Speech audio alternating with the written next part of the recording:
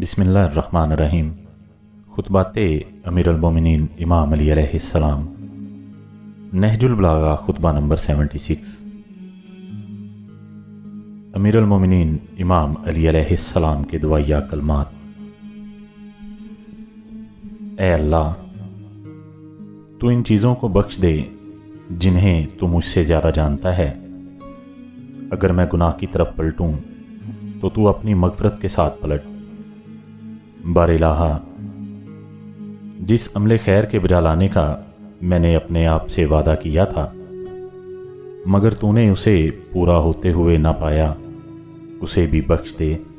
میرے اللہ، زبان سے نکلے ہوئے وہ کلمے جن سے تیرا تقرب چاہا تھا مگر دل ان سے ہم نوا نہ ہو سکا، ان سے بھی درگزر کر۔